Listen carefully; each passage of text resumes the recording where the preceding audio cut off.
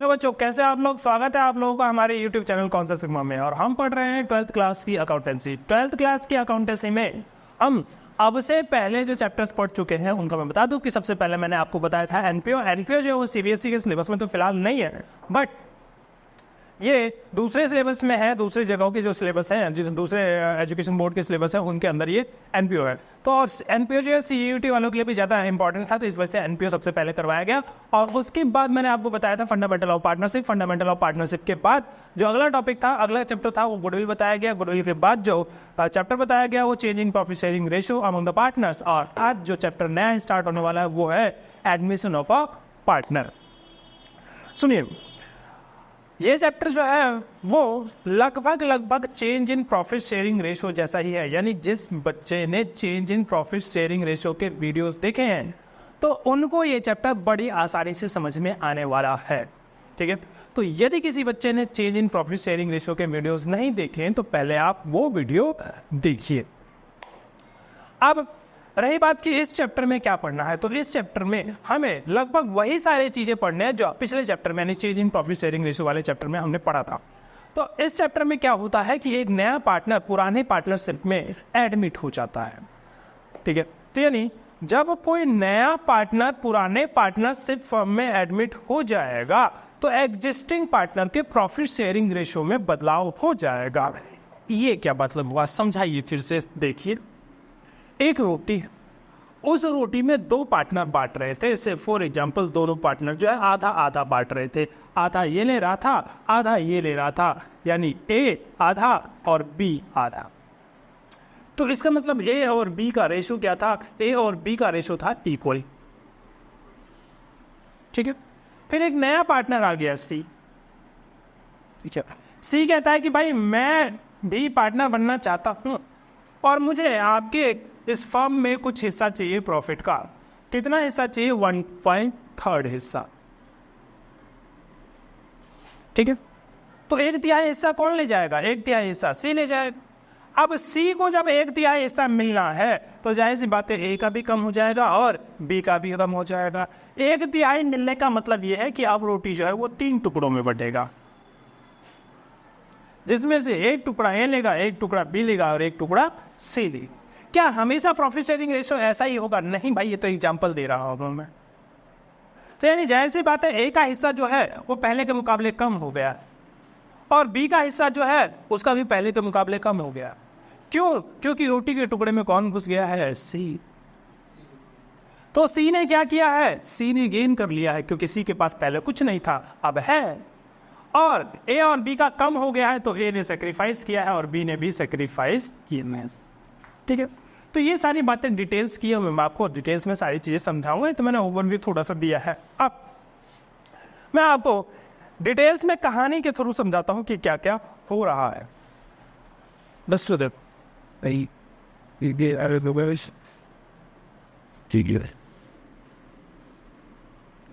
सुनिए, हमारे पास दो पार्टी, 3 पार्टनर। एक पार्टनर का नाम है आमिर खान, एक पार्टनर का नाम है सलमान खान, और एक पार्टनर का नाम है शाहरुख, ठीक है। ये 3 पार्टनर बिजनेस में पहले से थे और इनकी प्रॉफिट शेयरिंग रेशो कुछ थी भाई, कुछ भी। तो मैंने यहाँ ले लिया है कि आमिर खान की प्रॉफिट शेयरिंग रेशो 3 थी और सलमान खान का 2, शाहरुख खान का 1। ध्यान दीजिए तक। तो इस रेशो को जो पहले से ये पार्टनर्स चलाए चले आ रहे हैं, इस रेशो को हम कहेंगे ओल्ड रेशो। ओल्ड रेशो, हाँ। क्यों? क्योंकि ये पहले से चलता चला आ रहा है, इसीलिए इसका नाम दिया जाएगा ओल्ड रेशो, ठीक है। अब क्या हुआ? एक नया पार्टनर, न्यू पार्टनर एडमिट होना चाहता है। अब वो न्यू पार्टनर कौन है? वो न्यू पार्टनर है अक्षय कुमार। तो ये नया पार्टनर जो अक्षय कुमार है वो इस फर्म में एडमिट होना चाहता है। तो एक बात बताओ, ये जो आमिर खान, सलमान खान और शाहरुख खान, ये तीनों जो फर्म चला रहे हैं, इस फर्म में अक्षय कुमार को एडमिट किया जा सकता है क्या? एडमिट किया जा सकता है अक्षय कुमार को। अब अक्षय कुमार किन शर्तों पर एडमिट होगा? ऐसे ही जाए अक्षय कुमार हमसे बोले भाई मेरे को भी एडमिट कर लो, बहुत पहले से जानते हो तुम लोग, ऐसे दोस्ती है, जान पहचान है, कर लो यार, क्या दिक्कत है? ऐसे नहीं होता है। ये तीनों इसको एडमिट करेंगे तो उसके लिए कुछ बातें हैं जो सेक्शन 31 में लिखा हुआ है। तो सेक्शन 31 ऑफ पार्टनरशिप एक्ट 1932 क्या कहता है? ये दो बातें कहता है कि यदि ये दो बातें होंगी तभी जाके कोई नया पार्टनर एडमिट होगा। दो बातें दोनों होना जरूरी है? नहीं, दोनों में से कोई एक, तभी ये नया पार्टनर एडमिट होगा। कौन सी बातें ऐसी लिखी गई है सेक्शन 31 में जो माना जाना जरूरी है? चलिए, if agreed in partnership deed, यदि ये बात पार्टनरशिप डीड में लिखी हुई है कि कोई नया पार्टनर एडमिट हो सकता है, तो जो टर्म्स लिखे गए हैं पार्टनरशिप डीड में, जिस प्रकार से एडमिट करने के लिए लिखा गया है पार्टनरशिप डीड में, उसी प्रकार से एडमिट किया जाएगा वो पार्टनर नया वाला। ठीक है, जैसे मान के चलो कि पार्टनरशिप डीड में ये लिख दिया गया है, फॉर एग्जाम्पल ये लिख दिया गया है कि Aamir Khan, if Aamir Khan wants, he may admit any new party। क्या लिख दिया पार्टनरशिप डीड में कि आमिर खान चाहेगा तो नया पार्टनर आ जाएगा, यानी आमिर खान का कंसेंट जरूरी है और बाकियों का कंसेंट जरूरी नहीं। तो क्या ऐसा संभव है कि एक पार्टनर चाहे तो पार्टनरशिप में किसी को एडमिट किया जा सकता है? हाँ, पर उसके लिए लिखा होना जरूरी है। कहाँ पे? डीड में। ऐसा डीड में लिखा होना जरूरी है कि आमिर खान के चाहने पे ही नया पार्टनर आएगा। डीड में नहीं लिखा है तो ये होगा, ये क्या? इफ all the partners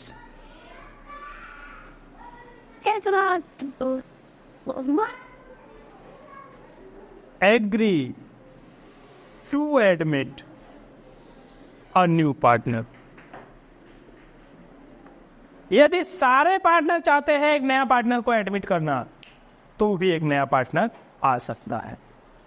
तो मैंने आपको कहा कि या तो डीड में लिख दो कि ऐसे एडमिट होगा, या फिर डीड में नहीं लिखा तो सारे पार्टनर्स को राजी करो। सारे पार्टनर्स राजी होंगे तो ही जाके नया पार्टनर एडमिट हो। ठीक है, तो ये दो कंडीशंस हैं, ये कंडीशन होना चाहिए तभी जाके कोई पार्टनर एडमिट होगा। ये कंडीशन लिखा है सेक्शन 31 पार्टनरशिप एक्ट 1932 में कि यदि पार्टनरशिप डीड में लिख दिया गया है कि जिस प्रकार से एक नया पार्टनर एडमिट होना है उसी प्रकार से एक नया पार्टनर एडमिट होगा, और यदि ऐसा नहीं लिखा गया है तो वो फिर सारे पार्टनर्स राजी होकर भी एक नए पार्टनर को एडमिट कर सकते हैं। ठीक है जी, सारे पार्टनर एडमिट कर सकते हैं। अब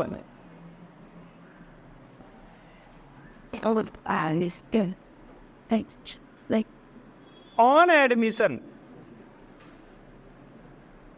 ऑफ अ पार्टनर, जब एक नया पार्टनर एडमिट होता है, फर्म इज रिकॉन्स्टिट्यूटेड, फर्म जो है रिकॉन्स्टिट्यूट किया जाता है। रिकॉन्स्टिट्यूट का मतलब पार्टनरशिप डीड और एग्रीमेंट among partners changes। मतलब कि या तो सुनिए, कंडीशन यदि आप फॉलो करते हैं तो ही नया पार्टनर एडमिट हो सकता है। कंडीशन क्या कहता है कि पार्टनरशिप डीड जैसा कहेगा वैसे, यदि कंडीशंस में पार्टनरशिप डीड में कुछ नहीं कहा गया है तो फिर सारे पार्टनर्स राजी होकर भी कर सकते हैं। इसके बाद जब पार्टनर एडमिट होता है तो एडमिशन के टाइम पे फर्म को रिकॉन्स्टिट्यूट करना पड़ता है। पिछले चैप्टर मैंने बताया था कि रिकॉन्स्टिट्यूशन किन किन स्थितियों में होता है। पहला, जब पीएसआर चेंज हो जाता है तो। दूसरा, एडमिशन के टाइम पे। तीसरा, रिटायरमेंट के टाइम पे। चौथा, डेथ के टाइम पे। और पांचवा, एमलगमेशन के टाइम पे। ठीक है, तो इन स्थितियों में आपका फर्म रिकॉन्स्टिट्यूट होता है। फर्म रिकॉन्स्टिट्यूट होने का मतलब क्या है? फर्म रिकॉन्स्टिट्यूट होने का मतलब है कि एग्रीमेंट बदल गया, जो एग्रीमेंट था वो एग्रीमेंट अब बदल गया, उसे कहते हैं फर्म का रिकॉन्स्टिट्यूशन। तो ये रिकॉन्स्टिट्यूशन एडमिशन में भी होता है। तो जब एडमिशन होता है किसी नए पार्टनर का तो फर्म इज रिकॉन्स्टिट्यूटेड, फर्म को रिकॉन्स्टिट्यूट किया जाता है। पार्टनरशिप डीड या फिर एग्रीमेंट अमंग पार्टनर जो है वो चेंज हो जाता है, यानी नया डीड, नया एग्रीमेंट जो है वो पार्टनर्स के बीच में बनता है। अब जब एक नया पार्टनर एडमिट होगा तो राइट्स भी कुछ मिलेंगे और उसकी कुछ ड्यूटीज भी पैदा होंगी। राइट्स और लायबिलिटीज भी मिलती हैं उसको। राइट्स क्या मिलता है? राइट मिलता है शेयर इन प्रॉफिट। जैसे ही एक नया पार्टनर एडमिट हो जाएगा उसको अपने हिस्से का शेयर लेने का हक मिल जाता है। ठीक है, rights share in future profit. और जब एक पार्टनर एडमिट हो जाता है तो उसको असेट्स में भी हिस्सा मिल जाता है। जितने भी असेट्स बिजनेस के अंदर हैं उसका वो हिस्सेदार हो जाता है, जितना भी उसका हिस्सा बनता है उतने हिस्से के लिए। तो share in assets of the firm.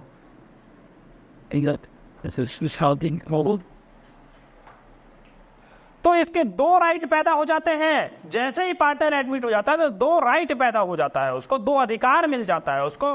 और पहला अधिकार है शेयर इन फ्यूचर प्रॉफिट्स, भविष्य में जितने भी प्रॉफिट्स होंगे उसका हिस्सा।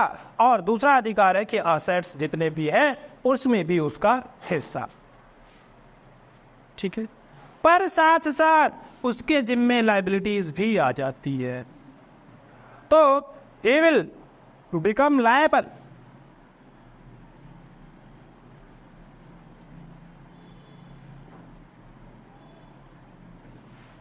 for all the liabilities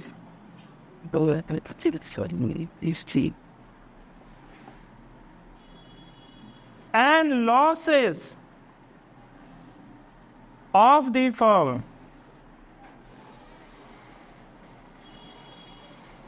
incurred after the admission। तो एडमिशन के बाद जितने भी लॉसेस हुए हैं या फिर जितनी भी लायबिलिटीज हुई हैं उन लायबिलिटीज का वो क्या बन जाएगा? हिस्सेदार। तो भाई साहब आपको यहाँ अधिकार मिल रहे हैं तो साथ में लायबिलिटीज भी मिलेगी। ठीक है, तो आमिर खान, सलमान खान, शाहरुख खान, ये तीन पार्टनर जब अक्षय कुमार को एडमिट करेंगे तो अक्षय कुमार को एडमिट तभी कर पाएंगे जब पार्टनरशिप डीड में लिखा हुआ हो कि एक नया पार्टनर इस प्रकार से एडमिट होगा। या फिर कुछ नहीं लिखा तो सारे पार्टनर यानी कि आमिर खान, सलमान खान, शाहरुख खान तीनों जाके बोले कि भाई ठीक है अक्षय कुमार को एडमिट कर लेते हैं, कोई नहीं अपना ही दोस्त है, तो फिर किया जा सकता है। ठीक है, और जैसे ही अक्षय कुमार एडमिट हो जाएगा फर्म में, अक्षय कुमार के पास अधिकार आ जाएगा। क्या अधिकार आ जाएगा? वो भी प्रॉफिट में हिस्सा लेगा। और क्या अधिकार आ जाएगा? असेट्स का भी हिस्सा लेगा। और अक्षय कुमार का कुछ लायबिलिटी भी बनना शुरू हो जाएगा। जैसे ही वो पार्टनर बन जाता है वैसे ही तो कौन ऐसा लाइबिलिटी सारी लाइबिलिटीज और लॉसेस के लिए वो जवाबदेह होगा एक बार एडमिट होने के बाद, पर कौन सी लाइबिलिटी उसके एडमिशन होने के बाद वाली लाइबिलिटी, पहले वाली के लिए नहीं होगा भाई वो। ठीक है, पहले वाली लाइबिलिटीज के लिए वो नहीं होगा। क्यों नहीं होगा? पहले वाली लाइबिलिटीज के लिए भी होगा, बशर्ते वो यदि कंपनसेट कर चुका है, यानी मतलब उस लाइबिलिटी को वो कंपनसेट कर रहा है, तो भविष्य में होने वाले लॉसेस के लिए वो जिम्मेदार होगा, पर फर्म की जितनी भी लाइबिलिटीज हैं उन सबके लिए वो हिस्सेदार होगा। लॉसेस जो आगे होंगे उसके लिए जिम्मेदार होगा, लॉसेस जो पीछे हो गए हैं उनके लिए जिम्मेदार नहीं होगा, पर लाइबिलिटी जो पहले हुए हैं उनके लिए भी जिम्मेदार होगा, क्योंकि वो भी तो पे करेगा। जो लाइबिलिटीज पहले बनाई गई है उसमें भी वो हिस्सेदार हो जाएगा। ठीक है, जब पहले के असेट्स में हिस्सेदार होगी तो पहले की लाइबिलिटीज में भी तो हिस्सेदार होगे, पर यहाँ फ्यूचर के प्रॉफिट में हिस्सेदार होगे तो फ्यूचर के लॉस में हिस्सेदार होगे। ठीक है, अब जब एक नया पार्टनर एडमिट होगा, अक्षय कुमार नया पार्टनर एडमिट होगा, तो जब नया पार्टनर एडमिट होगा फर्म में, तो क्या ऐसे ही जाके एडमिट हो जाए, कल से आए और बिजनेस में बैठ जाए, कुर्सी लगा के केबिन में अपना हो गया एडमिट? ऐसे थोड़ी होता है। तो भाई साहब पैसा लगा है धंधे में, पैसा लगाया है किसने? आमिर खान ने, सलमान खान ने, शाहरुख खान ने। अक्षय कुमार आके कहता है मुझे भी चाहिए 1/4 शेयर। हलवा है, धंधा बनाया इन लोगों ने, तुम आगे 1/4 शेयर ले लोगे? नहीं। तो भाई साहब अक्षय कुमार जब भी आएगा तो वो लेके आएगा क्या क्या लेके आएगा? वो लेके आएगा कैपिटल। भाई इनके भी तो पैसे लगे हैं धंधे में, जब इनके पैसे लगे तो तू ऐसे फ्री में पार्टनर बन जाएगा। कैपिटल लेके आ, कैपिटल लेके आएगा। और क्या लेके आएगा? और लेके आएगा प्रीमियम फॉर गुडविल। ये क्या होता है अभी बताते। प्रीमियम फॉर गुडविल, ठीक है। प्रीमियम का मतलब होता है एक्स्ट्रा। प्रीमियम का मतलब क्या होता है?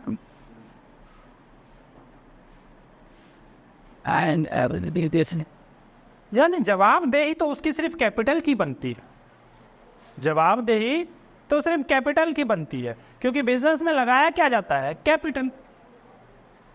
बिजनेस में जनरली क्या लगाया जाएगा? कैपिटल। पर कैपिटल से ज्यादा लाना पड़ेगा उसको। क्यों? क्योंकि वो चले चलाए बिजनेस में घुस रहा है। जब वो चले चलाए बिजनेस में घुस रहा है और वो सिर्फ कैपिटल ही लेके आएगा तो उसको चले चलाए बिजनेस का फायदा हो जाएगा। ठीक है, सुनिए। अब मान के चलिए कि कोई मोमोज वाला मोमोज बेच रहा है, वो दो पार्टनर है, ठीक है, एक चैंग और एक चिंग। ऐसे ही होते हैं मोमोज वाले। तो एक चैंग और एक चिंग दो पार्टनर है। तो चैंग और चिंग मोमोज बेच रहे हैं, तो मैं जाऊं और उनसे कहूं कि भाई मुझे भी पार्टनर बना दे, तो बना लेगा। फिर मैं कहूँगा पैसे चाहिए ना, कैपिटल वैपिटल चाहिए होगा। उसने कहा हाँ कैपिटल तो चाहिए। मैं क्या तेरी ठेली में लखाई कितना है, कितने का है बता? बोले यही 2-3 हज़ार रुपये का है। ले 1000 रुपये कैपिटल ले, बन गया मैं पार्टनर। अब आगे से प्रॉफिट में मेरा भी हिस्सा। चैंग चिंग और मैं तीनों जो है प्रॉफिट कमाएंगे। एक बात बताओ, ऐसा ही ठेली यदि मैं अलग से अपना लगाता तो उतना प्रॉफिट कमा पाता? तो मैंने क्या किया? गेम खेल लिया, बेवकूफ बना दिया। उस 1000 रुपये दे के पार्टनरशिप में हिस्सा बन गया मैं। उस 1000 रुपये लगा के उतना प्रॉफिट नहीं कमा रहा था मैं। तो ऐसे बेवकूफ, मतलब इस चालाकी से निपटने के लिए, इस चालाकी से निपटने के लिए ही एक्स्ट्रा पैसे मांगे जाते हैं। सिर्फ 1000 रुपये देने से काम नहीं चलेगा। तो एक्स्ट्रा देना पड़ेगा। 1000 रुपये तो तुम्हारे कैपिटल के हुए, तो एक्स्ट्रा दो। एक्स्ट्रा क्यों दो? हमने फर्म को जमीन से उठा के यहाँ तक किया है। आज फर्म जो है अपने नाम से प्रॉफिट कमाता है, उस बने बनाए प्रॉफिट में तुम हिस्सा लेने आ गए हो, वो हमारी मेहनत का भी तो कुछ दो। आमिर खान, सलमान खान, शाहरुख खान, इन तीनों का बिजनेस चल रहा था। इस बिजनेस में घुस गया अक्षय कुमार। अब ये तीनों कहेंगे भाई हमने नाम बनाया, इतने दिनों से काम किया, फर्म की ये सिचुएशन बनाई, फर्म की ये कंडीशन बनाई, फर्म आज इस स्थिति में है कि इतना प्रॉफिट कमा रहा है, और तुम आके सीधे हिस्सा ले जाओ। ऐसा नहीं चलेगा। तुम्हें कैपिटल के अलावा एक्स्ट्रा पैसा लेके आना पड़ेगा। तो कैपिटल के अलावा जो भी एक्स्ट्रा लाया जाएगा उसे कहा जाता है प्रीमियम। अब जब उन्होंने मुझसे बोला कि भाई एक्स्ट्रा पैसा दो, या फिर अक्षय कुमार से बोला कि एक्स्ट्रा पैसा दो, तो अक्षय कुमार ने बोला एक्स्ट्रा किस बात का? उनका एक्स्ट्रा गुडविल का। अब समझाओ उसको कि गुडविल क्या होता है। एक्स्ट्रा किस चीज का? गुडविल का। तो इसीलिए इसका नाम यहाँ लिखा हुआ है प्रीमियम फॉर गुडविल, यानी एक्स्ट्रा चाहिए। किस लिए? गुडविल के लिए। तो कैपिटल तो चाहिए ही चाहिए, एक्स्ट्रा चाहिए। किस लिए? गुडविल के लिए। गुडविल बनाया है पुराने का पार्टनर्स ने, इन 3 खान ने मिलकर गुडविल बनाया है, तो उस गुडविल में अक्षय कुमार घुस जाएगा। ऐसे नहीं चलेगा। बात आई समझ? तो ये 2 चीजें जो लेके आएगा, कैपिटल और प्रीमियम फॉर गुडविल, ये कैश लेके आएगा या फिर किसी और फॉर्म में ला सकता है। कैश के फॉर्म में ला सकता है या फिर किसी भी और फॉर्म में वो ला सकता है। अच्छा, कैपिटल वाला पैसा तो इसको वापस जब भी पार्टनरशिप फर्म छोड़ के जाएगा अक्षय कुमार, उसको मिल जाएगा। से फॉर एग्जांपल कैपिटल के लाया हुआ 1 करोड़ रुपए और प्रीमियम फॉर गुडविल के लाया 25 लाख रुपए, ठीक है। तो ये कैपिटल वाला जो पैसा है ना 1 करोड़, वो अक्षय कुमार को बाद में मिल जाएगा। जब भी फर्म छोड़ के जाएगा कैपिटल वाला हिस्सा अपना ले जाएगा। कैपिटल वाला उसके नाम से लिखा रहेगा, अक्षय कुमार का कैपिटल 1 करोड़। अक्षय कुमार जब भी फर्म छोड़ के जाए अपना पैसा लेके जाए 1 करोड़। अक्षय कुमार क्या उस टाइम ये 25 लाख भी मांगेगा? नहीं, ये 25 लाख नहीं मांगेगा। आज मांगेगा और 25 लाख नहीं मांगेगा। ये वाला 25 लाख तो एटलीस्ट नहीं मांगेगा। तो फिर ये 25 लाख क्या होगा? अक्षय कुमार जो लेके आया है 25 लाख, क्या होगा इस 25 लाख का? ये बटेंगे किस किस के बीच में? खानों के बीच में।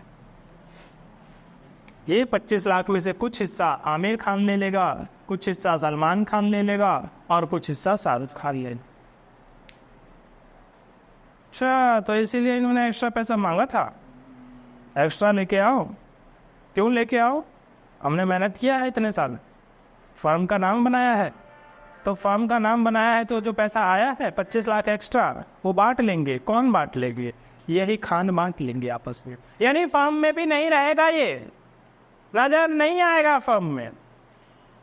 ये 25 लाख कहीं नजर नहीं आएगा, ये पार्टनर बांट लेंगे आपस में। अब सवाल ये है कैसे बांटेंगे?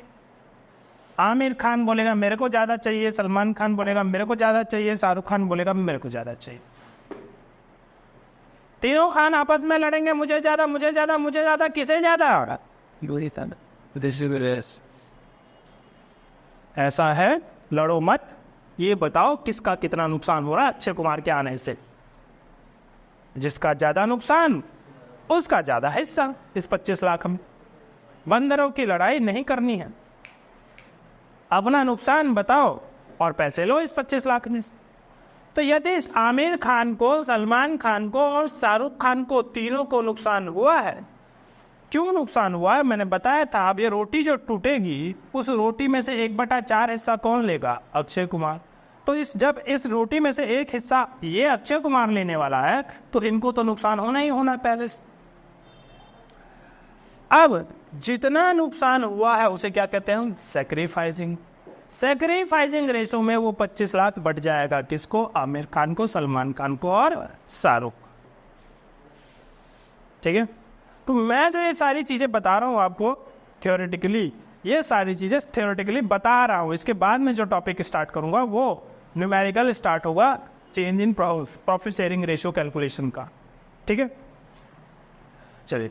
तो अभी तक आपको कुछ समझ में ना आया हो तो बताइए कि ये हिस्सा समझ में नहीं आया। तो ये बातें जितनी भी आपको समझाई गई है ये न्यूमेरिकल नहीं है, यानी थ्योरेटिकल पार्ट जो है आपको समझा दिया गया है। इससे आगे थ्योरेटिकल जो है इसके अंदर ज़्यादा कुछ है नहीं। तो मैं अगले वीडियो जो है वो न्यूमेरिकल से स्टार्ट करूँगा कि किस प्रकार से न्यूमेरिकल ही कॉन्सेप्ट है, न्यूमेरिकल से मतलब सवाल नहीं स्टार्ट करना है, न्यूमेरिकल कॉन्सेप्ट से स्टार्ट करने हैं, जिसमें आएगा प्रॉफिट शेयरिंग रेशियो किस प्रकार से कैलकुलेट करना है। उसके बाद फिर गुडविल की ट्रीटमेंट, रिवैल्यूएशन वगैरह ये सारी चीज़ें जो धीरे धीरे करके चैप्टर वाइज मतलब टॉपिक वाइज इस चैप्टर में आती चली जाएगी। ठीक है, तब तक के लिए वीडियो को लाइक कीजिए, शेयर कीजिए और चैनल को सब्सक्राइब कीजिए। Thank you.